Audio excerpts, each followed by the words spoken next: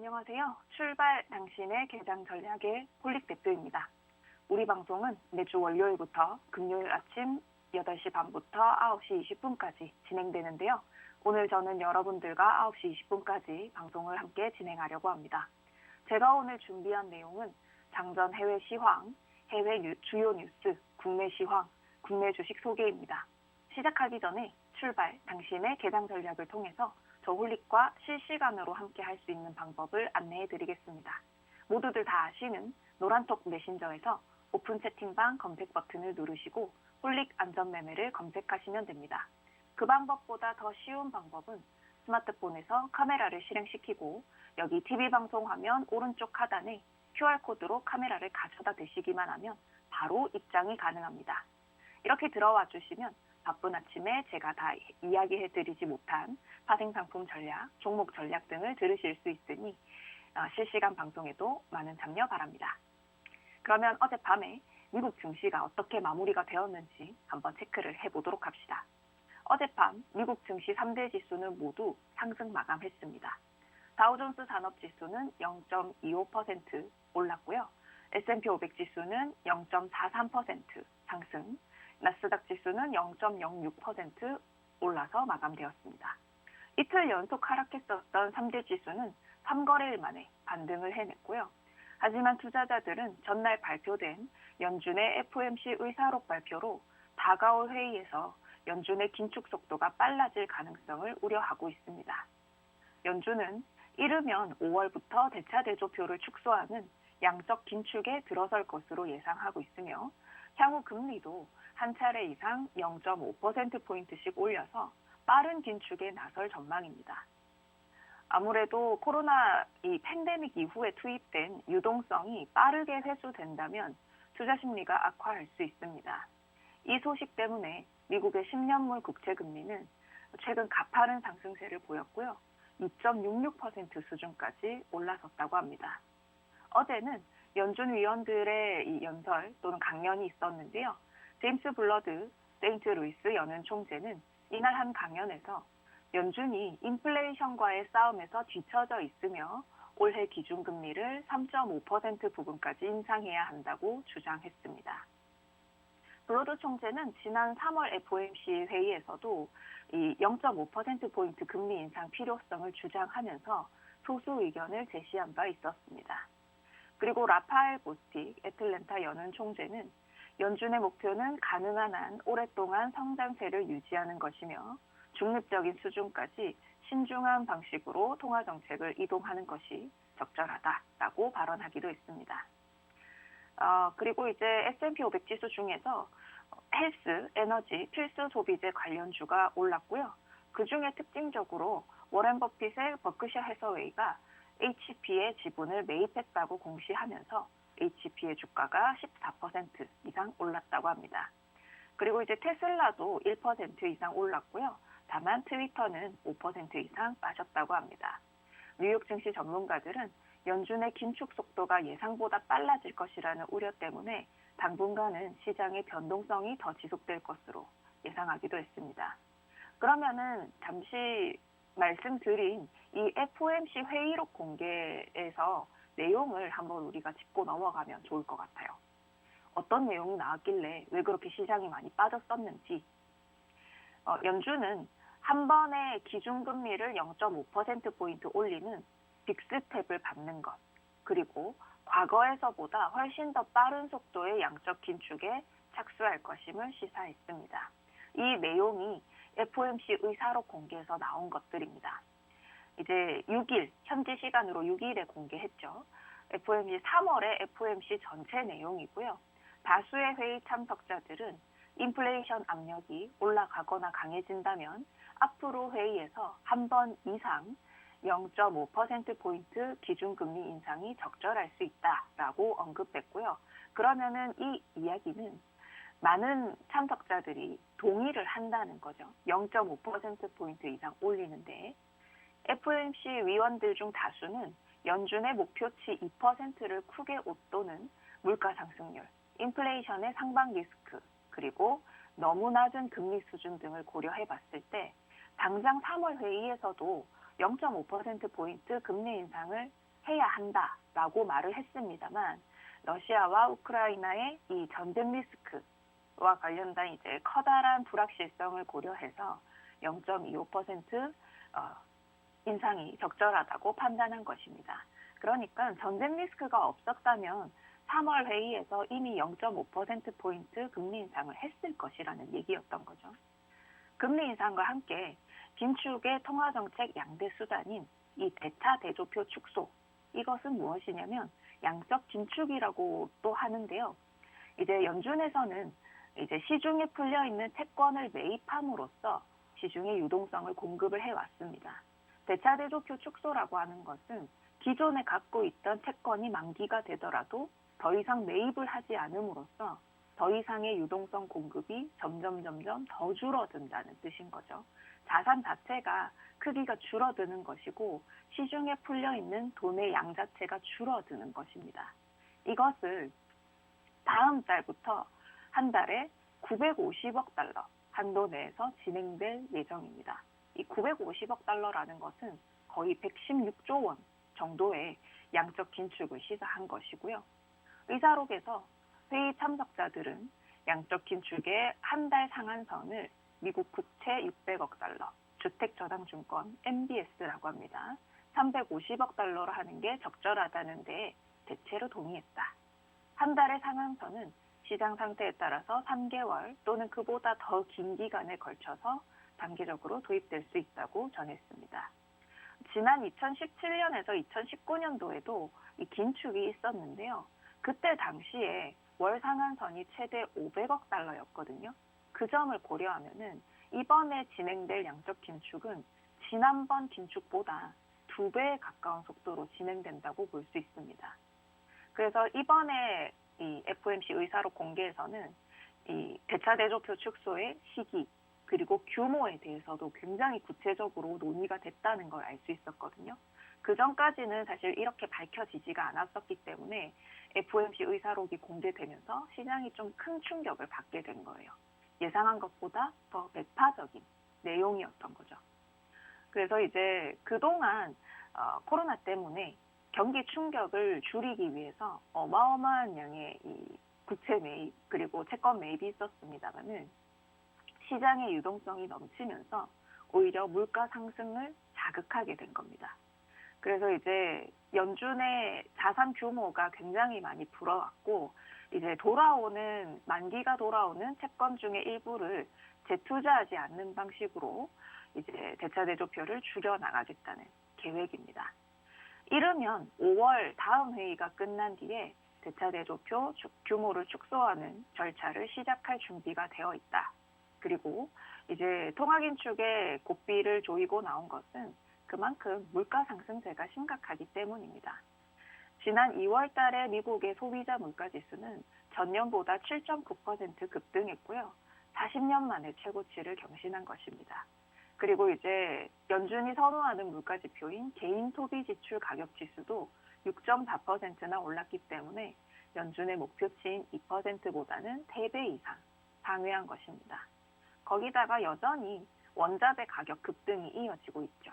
현재로서는 전략 비축류 방출로 인해서 100달러 아래로 빠지기는 했습니다만 그래도 1년 전이나 그 전에 비해서는 굉장히 비싼 가격을 유지하고 있습니다.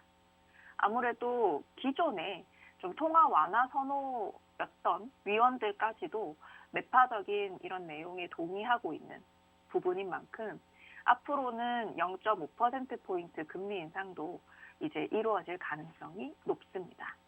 이것 때문에 증시가 크게 하락한 것이고요. 어제 같은 경우는 반등이 있긴 했습니다만 기술적 반등이 되었을 가능성이 높죠.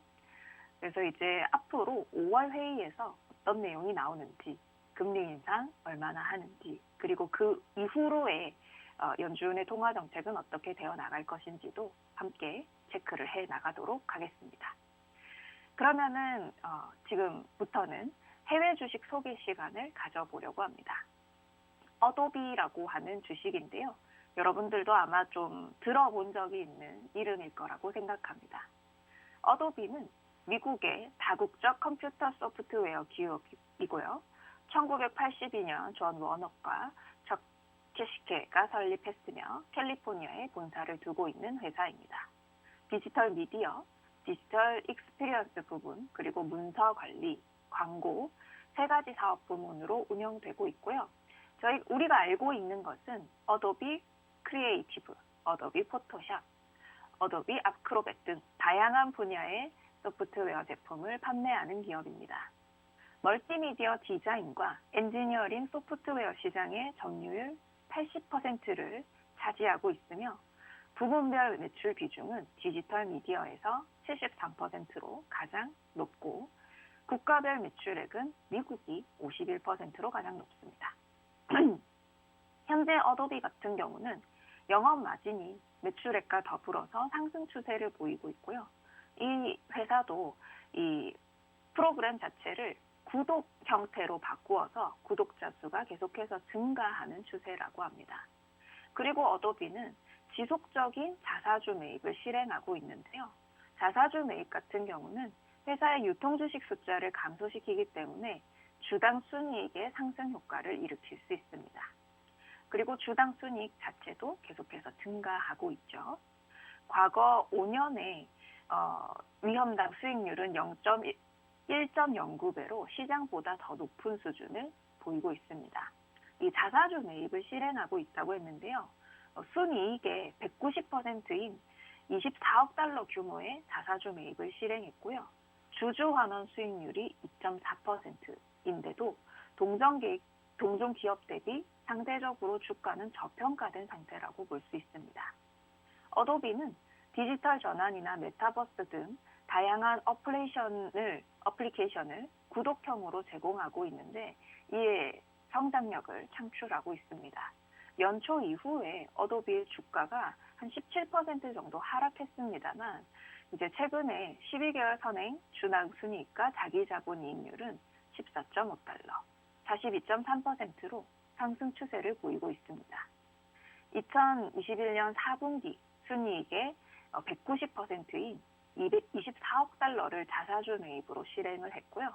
지난 1년간 주주환원 수익률이 2.4%로 나타났습니다. 동종기업인 서비스나우나 세일즈포스보다는 이 주당 수익률이 낮은 수준이고요. 이 성장력을 감안한 상대적인 주가는 저평가되어 있다고 생각해 볼 수 있습니다. 현재 구독자 수가 16% 증가하고 있고 모든 사업 부문이 성장하고 있으며 현금 흐름 또한 상승세를 보이고 있습니다. 4분기 매출액이 43억 달러로 전년 동기 대비 9.1% 상승했고요. 주당 순이익도 3.37달러였습니다. 그리고 이제 구독자 수가 2,700만 명으로 계속해서 증가세를 보이고 있는데 가장 큰 부분은 아무래도 포토샵 그리고 3D 제품 같은 이 20가지 정도의 프로그램을 구독 서비스로 제공하면서 매출액도 이제 8% 이상 증가했다고 합니다. 이제 아무래도 어도비 익스피리언스나 서브스텐스 3D 플랫폼 같은 것들을 디지털로 전환해서 메타버스 시장을 공략한다는 게 앞으로의 이제 보아야 할 부분인데요. 어도비 익스피리언스는 클라우드 시스템이고요. 그리고 3D 같은 경우는 이것을 디지털로 전환해서 메타버스 시장을 겨냥한 플랫폼이라고 보시면 됩니다. AI 기술을 접목해서 고객 관리나 분석 같은 통합 서비스를 제공하고 있고요. 옴니채널이나 기업 운영, 고객 경험 같은 다양한 분야를 지원하기도 합니다. 하지만 이제 리스크 요인도 있겠죠. 신제품 출시가 좀 지연이 된다거나 이 전쟁 리스크가 지속할 시에는 연매출이 좀 감소할 수 있을 것으로 전망된다고 합니다. 그러면은 잠시 저의 소개 시간을 가져보도록 하겠습니다. 저는 홀릭이라고 합니다. 주식시장에서 오랜 기간 살아남아서 시장이 주는 수익들을 챙기실 수 있도록 시청자님들을 도와드리는 것이 저의 목표입니다. 저의 모토는 안전 매매인데요. 다들 알고 있지만 잘 지키지 못하는 분할 매수, 분산 투자와 같은 기본적인 원칙들을 지키실 수 있도록 시청자님들의 심리를 다스리는 데 도움을 드리고자 합니다. 안전한 대응을 추구하는 것이 저의 기본적인 원칙인데요.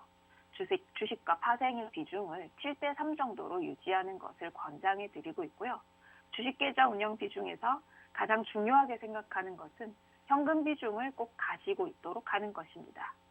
그리고 이제 전체 자본금의 이 파생 상품 대응을 30% 정도를 운용을 하고 있는데요.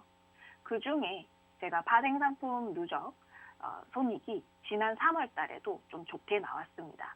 시장의 변동성이 크다 보니 이번 3월 달 누적 수익도 크게 나오게 되었는데요. 해외 선물의 경우 변동성이 크니까 이렇게 큰 금액의 수익도 만들어질 수 있습니다. 그리고 이제 파생 상품에서는 주식에서 좀 손실이 나더라도 그것을 이제 해지할 수 있는 그런 돈을 벌 수 있게 되는 거죠. 현재 우리 시장이 개별주 장세가 되고 있습니다. 올라가는 종목만 잘 가는 분위기가 되다 보니 주식시장 대응이 재미없거나 좀 힘들게 느껴지시는 투자자님들이 많이 계실 거라고 생각합니다. 그런 분들을 위해서는 이런 파생 상품을 활용한 수익이 꼭 필요할 것으로 생각되고요. 지금은 주식과 파생, 두 마리 토끼를 다 잡아야 하는 시기인데요. 아직 준비가 되어 있지 않은 분들은 저희 방에 들어오셔서 지금부터라도 준비를 시작하셨으면 좋겠습니다. 저는 매일 오전 집중 교육 시간을 통해서 투자자님들이 앞으로 스스로 대응하실 수 있게끔, 자립하실 수 있게끔 도와드리고 있습니다. 앞으로 시장의 상승기가 나온다면 어느 주식을 사더라도 좋은 수익을 맛볼 수 있을 텐데요. 지금과 같은 개별주 장세에서는 주식도 잘 골라야 하고요. 파생도 같이 활용을 해야 좋은 수익을 만들 수 있습니다. 집중교육을 통해서 함께 수익 만들어 나가셨으면 좋겠습니다. 그리고 저는 매일 오전과 야간에 실시간 라이브 방송을 진행하고 있습니다. 각종 뉴스 시황, 그리고 차트 분석, 주식교육, 파생교육, 종목 상담도 진행하고 있으니까요. 필요하신 분들은 실시간 공개 방송에 참여해주세요. 실시간 방송에 참여해주실 수 있는 방법은 노란톡방에서 상세히 알려드리고 있습니다. 스마트폰에서 카메라를 실행시키시고 여기 TV 방송하면 오른쪽 하단에 QR코드로 카메라를 가져다 대시기만 하면 바로 노란톡방에 입장이 가능합니다. 그러면 이제는 어제 우리 국내 시장이 어땠는지 한번 살펴보고 넘어가도록 하겠습니다. 어제 우리 시장이 정말 많이 빠졌어요. 코스피 종합지수가 2695.86포인트로 1.43% 하락 마감했고요. 코스닥 종합지수가 927.95포인트로 1.61% 하락 마감하게 됐습니다. 코스피 시장은 외국인이 이제 7,700억 원 순매도했고요. 기관이 5,200억 원 순매도해서 둘을 합쳐 1조 2천억 원 이상의 매도가 쏟아졌습니다. 코스닥 시장에서도 외국인들의 순매도는 2,500억 원 이상, 기관의 순매도가 1,300억 원 이상 쏟아졌는데요. 그 와중에도 외국인들이나 기관이 사들인 종목은 있었습니다. 외국인들의 순매수 상위 종목은 대한항공, 하이브, SK텔레콤이었고요. 코스닥에서는 안랩과 LNF를 사들였습니다. 그리고 기관의 순매수 상위 종목은 기아, 현대글로비스, LG에너지솔루션이었고요. 코스닥에서는 LNF와 심택을 사들였습니다. 그리고 삼성전자에만 어제 하루 동안 외국인들의 매도가 3,900억 원 이상 쏟아졌고요. 기관들도 함께 삼성전자를 1,600억 원 이상 쏟아냈습니다. 아무래도 아까 말씀드린 FOMC 의사록 공개가 우리 시장에도 여파를 미쳤다고 생각하시면 되고요. 예상보다 빠른 긴축 속도, 그리고 금리 인상이 빅스텝 0.5%포인트 인상 가능성이 거론되면서 증시가 하방 압력을 받았습니다. 그리고 이제 현물, 선물 양쪽에서 외국인들의 순매도 물량이 대거 출회되면서 오후에 지수 낙폭이 확대되었죠. 이제 안 좋은 뉴스들이 너무 많아서 아시아 증시가 전반적으로 약세를 보였습니다. 그리고 이제 올라가는 종목이 거의 전무했다고 볼 수 있는데요. 섬유의복 그리고 페인트를 제외한 대부분의 업종이 약세를 보였습니다. 그리고 이제 특히 기술주가 약했는데 필라델피아 반도체 지수가 크게 하락했고 미국 내 기술주가 약세를 보이면서 거기에 연동된 것도 있었습니다. 그중에 해운주 같은 경우는 전쟁 리스크나 중국의 제로 코로나 기조로 물동량 감소 우려 때문에 많이 빠졌고요. 유틸리티 같은 경우는 고물가 지속에 대한 대응으로 대통령 인수위의 공공요금 인상 제동 소식에 약세를 보였습니다. 그리고 페인트는 이제 올랐다고 말씀드렸는데 원자재나 물류비 인상 때문에 제품 가격을 인상했어요. 작년에도 2차례 인상했는데 이번에 한 번 더 제품 가격을 인상하면서 수익성 개선에 대한 기대감이 좀 생겼다고 합니다. 그러면 우리 어제 삼성전자 그 잠정 실적 공시가 있었잖아요. 그럼에도 불구하고 좀 가격이 하락을 했는데 그 부분을 한번 짚고 넘어가도록 할게요. 삼성전자 1분기 어닝 서프라이즈 였으나 주가는 52주 신저가를 기록하게 됐습니다. 일단은 팬데믹의 장기화나 전쟁 리스크, 그리고 이제 원자재값 인상, 글로벌 공급망 위기, 거기에다가 GOS 논란까지 사실은 악재가 굉장히 많았음에도 불구하고 이번에 최대 실적을 올렸어요. 1분기 매출액이 77조 원이었고요. 영업이익이 14조 1천억 원이었습니다. 이 매출액 77조 원은 역대 분기별 최대 실적이라고 합니다. 어닝 서프라이즈였죠. 이는 이제 지난해 1분기보다 매출액이 17% 이상 상승한 것이고요. 영업이익은 50% 이상 증가한 규모입니다. 삼성전자는 지난해 3분기 73조 원의 이제 매출을 올리면서 분기 매출 첫 번째로 70조 원을 돌파했는데요. 4분기에도 76조 원을 기록했고 이번에 77조 원까지 계속해서 최대 매출액을 갈아치우고 있습니다. 이번 실적은 증권가의 전망치보다 훨씬 더 높은 수준이고요. 부문별 실적은 공개되진 않았지만 스마트폰 신제품 판매 호조나 반도체 실적 선방이 실적 호조를 이끌었을 것으로 예상된다고 합니다. 그리고 이제 신제품 갤럭시 S22 시리즈는 지난 2월 전 세계 70개국 사전 예약에서 전작보다 2배 이상 많은 사전 판매량을 보이면서 흥행에 성공하기도 했습니다. 그리고 이제 국내에서도 판매 6주 만에 100만 대 이상 돌파를 앞두고 있습니다. 전작보다 되게 빠르고 그리고 이제 갤럭시 S10보다도 4일 빠르게 진행되고 있고요. 반도체 부문의 실적도 선방한 것으로 관측된다고 합니다. 올해 초부터 D램 가격 하락에 대한 우려가 컸습니다만 데이터 센터 등의 수요가 받쳐주면서 D램 가격은 이제 1분기에 한 자릿수 하락에 머물렀습니다. D램 가격의 하락 추세가 이어지긴 했지만 삼성전자는 서버나 모바일, 그래픽 같은 첨단 공정 제품과 고부가 가치 제품 비중을 높이면서 준수한 실적을 기록한 것으로 보인다고 분석하기도 했고요. TV나 가전 같은 경우는 전분기보다는 감소했을 수 있겠지만은 프리미엄 제품 위주로 시장을 공략하면서 선방한 것으로 보입니다. 거기다가 환율 같은 경우도 좀 영향이 있었을 수 있겠죠. 작년 연말부터 해서 계속해서 이제 달러가 굉장히 비싸졌기 때문에 그런 부분도 이 영업이익이 올라가는, 이 매출액이 올라가는데 한 몫을 했을 것이다 라고 예상할 수 있습니다.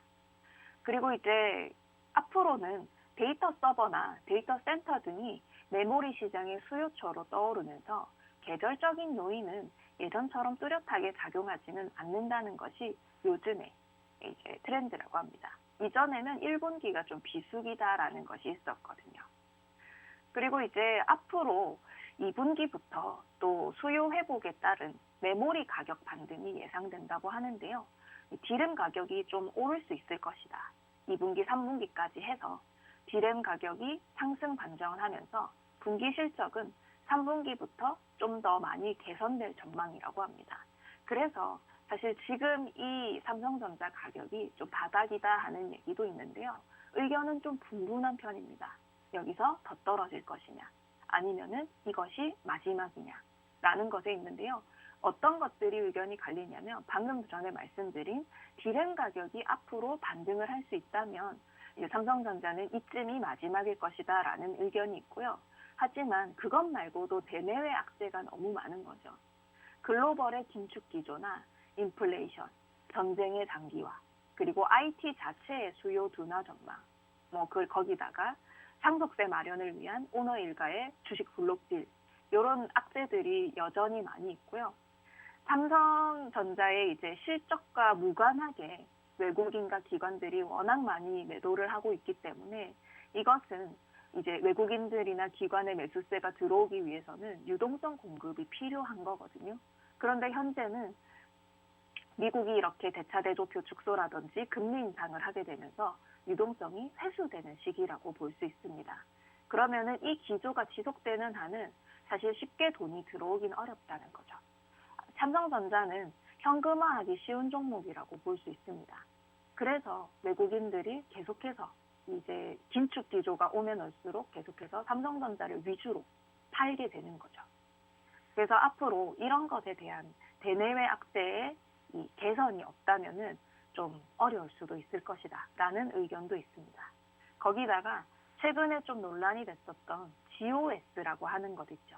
이 부분을 사실 좀 크게 생각하시는 분들도 있는데 이제 소비자들의 이 심리를 과연 되돌릴 수 있을 것인가 하는 거죠. GOS 논란으로 더 이상 갤럭시를 이용하지 않는다면은 앞으로의 개선은 사실 좀 어려울 수 있다는 겁니다. 그래서 이제 이 부분을 좀 시장 소비자들의 마음을 달랠 수 있는 것을 찾아내야 된다는 겁니다. 거기다가 뭐 파운드리 사업 같은 경우도 개선이 필요하겠지요. 그래서 이제 삼성전자에 대한 외국인들의 수급이 앞으로 다시 돌아올 수 있는가에 대한 것도 계속해서 체크를 해볼 예정입니다. 그러면 잠시 잠깐 쉬는 시간을 가졌다가 다음 내용을 이어가도록 하겠습니다.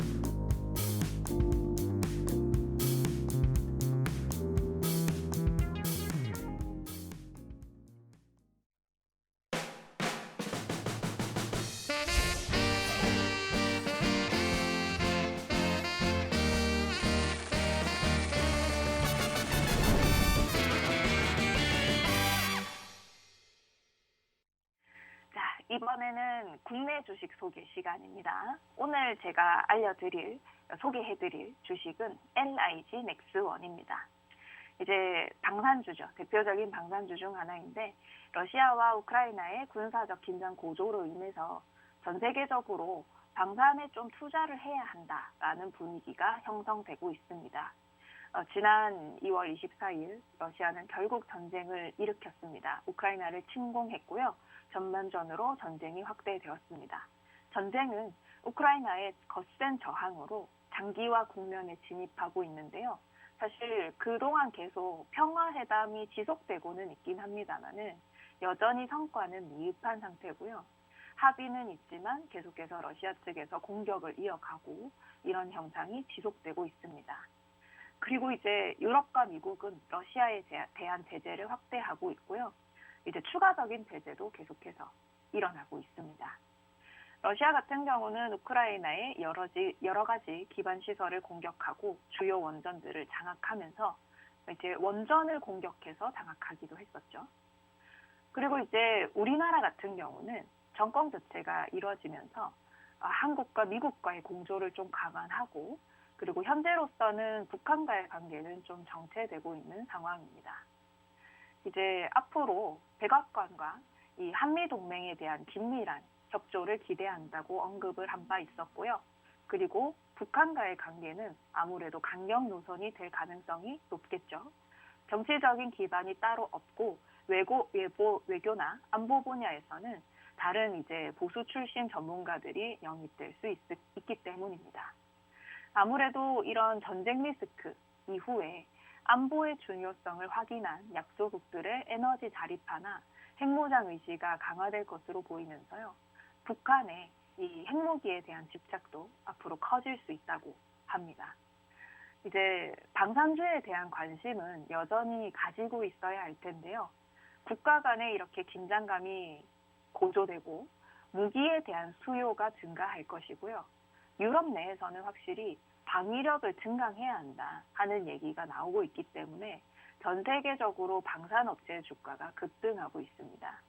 전쟁 양상에 따른 되돌림이 가능하긴 하지만은 국내 방산주 같은 경우는 앞으로 수출 증가나 대북 상황 정체의 관점에서는 지속적으로 지켜볼 관심이 필요합니다. 아랍에미리트의 그 천공2 프로젝트로서 이제 4조 2천억 원의 수주나 이집트의 K9 자주포 2조 원 수주 등의 대규모 프로젝트가 이미 체결이 되었기 때문에 국산 무기 수출 품목이나 국가는 앞으로도 계속 확대 국면에 진입할 예상입니다. 앞으로 5년 정도는 지난 정권 대비 대북 관계 개선을 위한 노력이 아무래도 줄어들 것으로 예상이 되고요.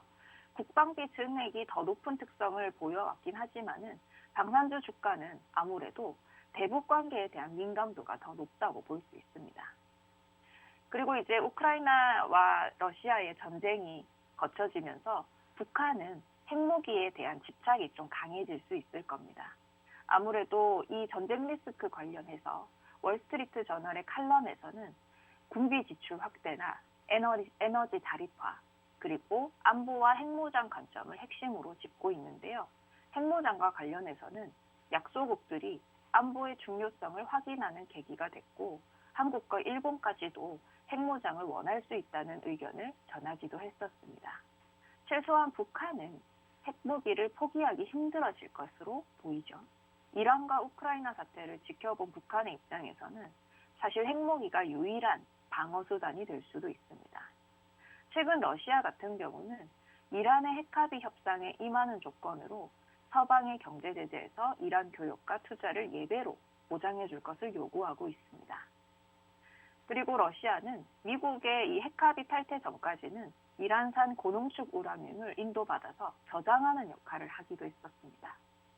그래서 러시아가 이란 핵합의 거부권을 행사하면은 이란의 의지와는 무관하게 핵합의가 효력이 없어지게 됩니다. 그래서 러시아는 이란을 바탕으로 해서 제재 수위를 낮추려는 전략을 쓸 수도 있습니다.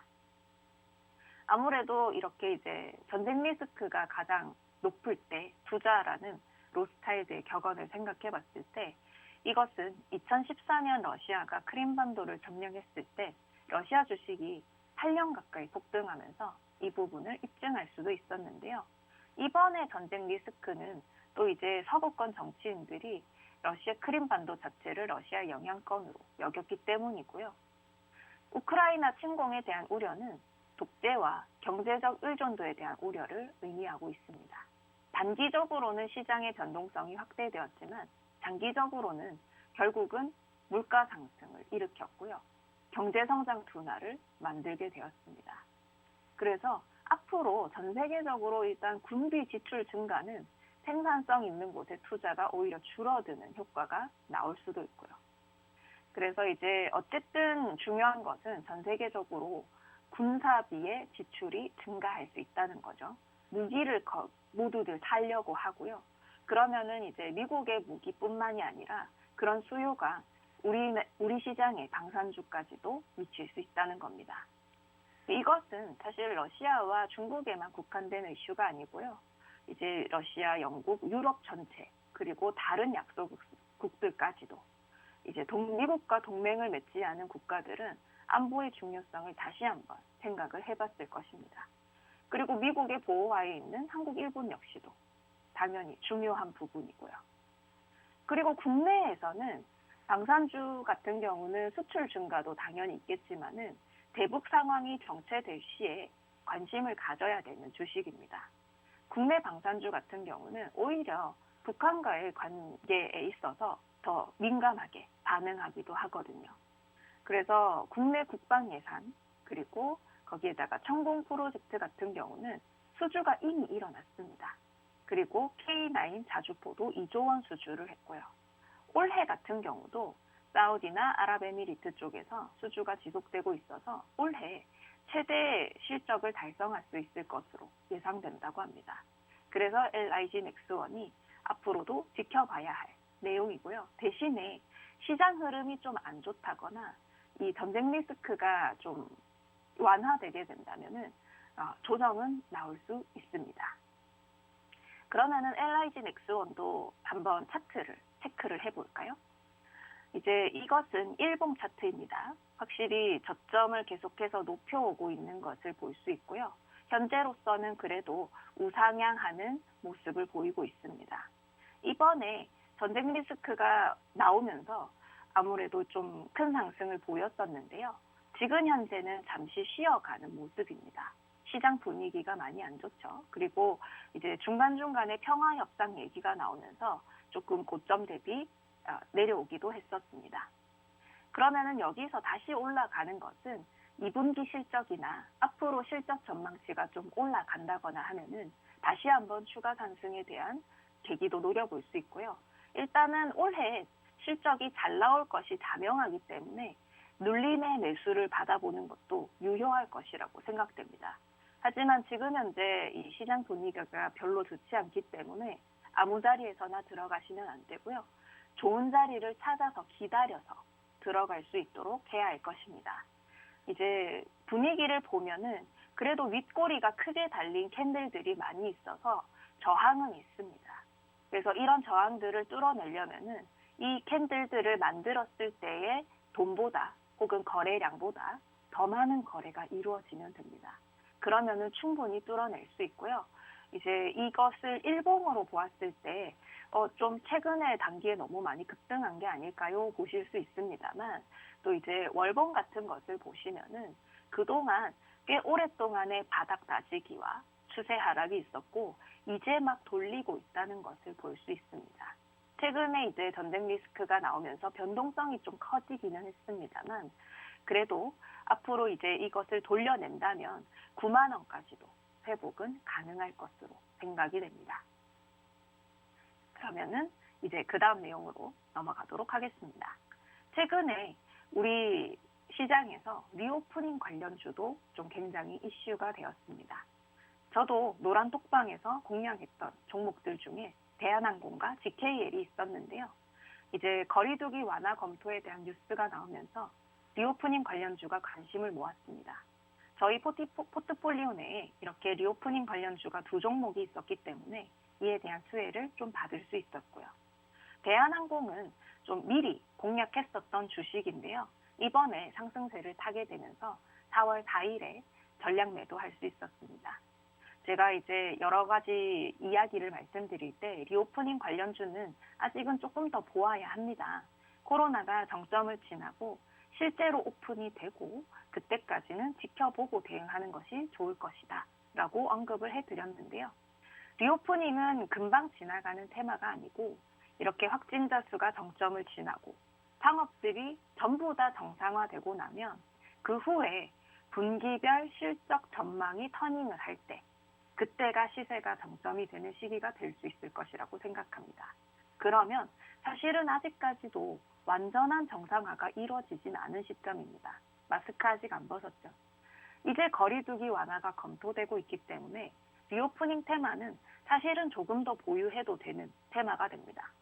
그중에 저는 대한항공과 GKL이라는 2종목을 가지고 있었기 때문에 먼저 오를 수 있었던 대한항공을 덜어내고 앞으로 추가 상승에 대해서는 GKL로 이익을 좀 챙긴다는 전략을 택했습니다.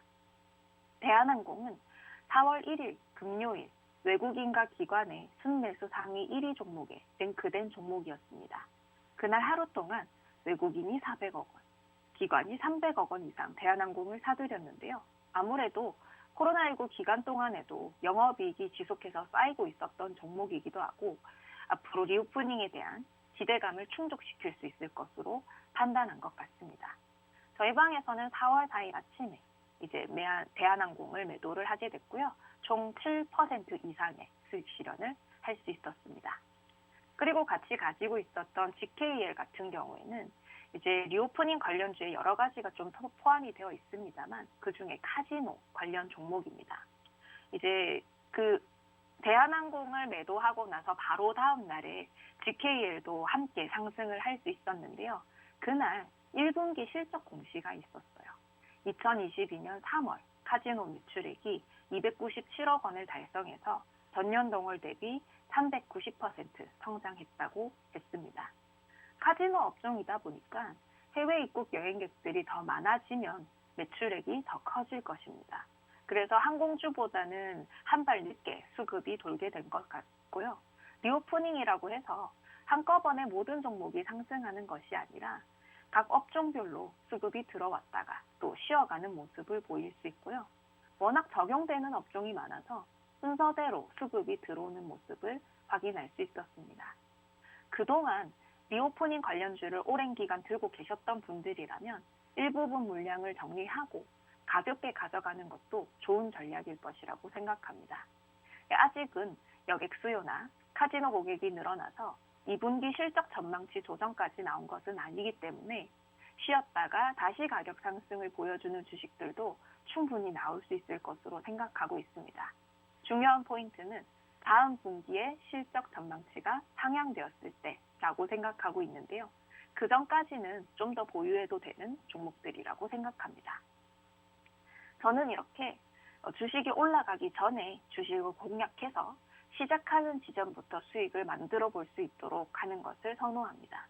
초반 진입 후에 좀 지루할 수는 있겠지만 계좌 안에서 지속적으로 플러스를 만들고 있기 때문에 보유하기에 부담스럽지 않은 종목들로 골라드리려고 합니다. 오늘 이렇게 이제 실시간 방송에서도 공략할 수 있는 후보 주식들을 소개해 드리니까요. 끝까지 지켜봐 주세요. 실시간 방송에서는 주식을 고르는 방법이라든지 좋은 진입 자리를 찾을 수 있는 방법들을 교육해 드리고 있습니다. 그리고 종목 상담도 해드리고 있으니까요. 바로 오늘 실시간 방송에 많이 참여해 주세요. 그 다음은 이제 남은 시간 동안 또 국내 주식을 하나 더 소개를 해드리려고 합니다. 두 개네요. 이제 대웅제약과 휴젤이라고 하는 이 주식인데요. 이 보톡스 있죠. 보톡스. 미국에서 보톨리눔 톡신 제품 인허가나 임상 현황을 보고 이제 휴젤과 대웅제약이 앞으로 이제 판매가 좀 본격화되고 그리고 유럽 쪽에서도 나보타라는 것을 제품을 출시하고 중국에도 승인이 되고 하면서 앞으로 수익이나 매출의 상승이 기대되는 종목들입니다. 아무래도 이제 리오프닝과도 관련할 수 있죠. 마스크를 벗게 되면은 미용 쪽에 신경을 쓰시는 분들이 당연히 더 늘어날 것이고요. 해외 수출하는 것도 마찬가지지만은 국내에 와서 이제 의료 시술을, 미용 시술을 받고 가시는 분들도 많기 때문에 그런 것들을 판단해 봤을 때 앞으로 좀 지켜봐야 될 종목들이 아닌가 생각됩니다. 대신에 빠르지는 않을 거라고 생각해요. 좀 천천히 중기적으로 보아도 되는 종목들이라고 생각하고 있습니다. 그러면 시술을 받는 이유는 무엇일까요? 미용의학 같은 경우는 흉터나 셀룰라이트 그리고 피부 변색 같은 것들을 치료를 통해서 미용적으로 이 외관을 변경하는 데 중점을 둔 부분이고요. 아무래도 이제 좀 빠르게 회복할 수 있는 그런 제품들이 좀 선호를 받고 있어요. 너무 오래 걸린다거나 혹은 멍이 너무 빨리 안 빠진다거나 이런 것들은 이제는 좀 선호하지 않고요. 빠르게 회복될 수 있고 많이 아프지 않은 것들 이런 것들을 선호하고 있다고 합니다. 아무래도 사람들이 나이가 들면서 이제 피부 탄력이 떨어지고 주름이 지는 건 자연스러운 현상이긴 한데요. 이런 것들을 좀 방지하기 위해서 미용 의료 시술을 받게 되는데 그 중에 대표적인 것이 보톡스, 필러, 리프팅 시술 같은 것이죠. 그래서 이런 것들은 이제 미국에서도 통계에 따르면은 1억 5,600만 회 미용 시술이 행해지고 있는데 그 중에 85%가 보톡스나 리프팅 같은 이제 미용 시술이 차지하고 있다고 합니다. 그러면 해외에서도 굉장히 많이 하는 거라고 볼 수 있는 거죠. 앞으로도 미용 의료 시술의 시장 규모는 아주 커질 수 있는데 이제 해당 시장이 빠르게 성장하는 이유는 인구 고령화로 첫 번째, 안티에이징에 대한 수요가 계속 늘어나고 있는 거고요. 방금 말씀드린 환자 입장에서는 아무래도 통증이 적고 회복이 빨리 되는 시술을 선호하는 거죠. 그리고 이제 의사들도 이윤을 높이기 위해서는 여러 가지 시술을 패키지로 한 시술을 선호합니다. 이것저것 다 합쳐서 패키지로 시술을 해드리는 거죠. 거기다가 SNS나 시술 전용 플랫폼 출연도 시술 수요 증가의 원인이 되고 있습니다. 요즘은 SNS를 통해서 홍보를 워낙 많이 하니까. 그래서 그것을 통해서 시술을 좀 인기 있는 시술을 찾으려는 고객들이 늘어나고 있다고 합니다. 그래서 이제 앞으로 한국 같은 경우는 피부과나 성형외과에서 시술을 받을 수 있는데 미국, 중국에서는 메드스파라고 하는 곳에서 시술을 받는다고 해요. 그래서 이런 것들이 앞으로 좀 더 성장할 수 있는 기회가 되지 않을까 생각이 되고요. 대웅제약에서는 나보타라고 하는 제품을 수출하고 있고요. 휴젤에서는 또 이제 보톨리눔 독신 이제 제품을 중국과 유럽에서 판매 허가를 획득한 상태입니다. 그러면은 두 종목의 차트를 한번 확인을 해볼까요? 자, 대웅제약의 차트입니다. 대웅제약 같은 경우는 일단 일봉상 차트로 보시면은 박스권을 좀 볼 수 있는데요. 이제 13만 원대에서 지지를 3번, 4번 받은 것을 볼 수 있고요. 그리고 상단은 17만 5천 원으로 짤막하게 볼 수도 있을 것입니다. 하지만 일봉만으로 보는 것이 아니라 또 주봉이나 월봉도 같이 보는 게 좋겠죠. 주봉으로 보시면은 2020년부터 저점을 좀 꾸준히 높여온 것을 볼 수 있는데요. 사실 이것은 좀 저항이 될 수 있어요. 이게 뭐 어떤 부분이냐면 2020년도 연말에 12월 21일 보시면은 28만 6천 원까지 한번 슈팅을 만든 적이 있잖아요. 여기서 빨간 양봉으로 마치고 추세 상승으로 이어졌다면 좋았겠지만은 음봉을 만들고 내려왔기 때문에 이때 쌓인 매물이 앞으로 저항이 될 수 있습니다. 실제로 2021년 하반기 때 여기서 부딪히고 내려온 것을 확인할 수 있는데요. 앞으로 이제 올라가게 되려면은 1년 정도의 이 바닥 다지기가 있었기 때문에 이 부분을 돌파해 줄 때 차근차근 소화해 나가는 것들을 우리가 확인을 해봐야 됩니다. 그러면은 현재로서는 박스권으로 대응을 하고 그리고 이 18만 원대를 돌파할 때 그때 수급 상황을 보면서 천천히 이제 차익 실현을 함께 해 나가는 쪽으로 보시면 될 것 같아요. 그래도 저점을 높인다는 것은 긍정적인 부분으로 볼 수 있을 것 같습니다. 그러면은 휴젤의 차트까지도 한번 보겠습니다. 휴젤은 최근에 하락세가 좀 짙었는데요. 눌림에 매수를 한번 받아볼 수 있는 것도 생각을 해볼 수 있을 것 같습니다. 이제 월봉으로 보았을 때 저점 근처로 다가왔기 때문에 시장 흐름 보면서 한 번쯤은 도전을 해봐도 될 만한 종목이 될 것 같습니다. 그러면은 이제 저도 오늘 금요일이죠. 실시간 무료 공개 방송을 진행합니다. 그래서 여러분 오늘 실시간 라이브에 많이 참여해 주시고요. 종목 상담해 드리니까 오늘 많이 참여해 주세요. 오늘도 부디 성공 투자하시고요. 시청해 주셔서 감사합니다.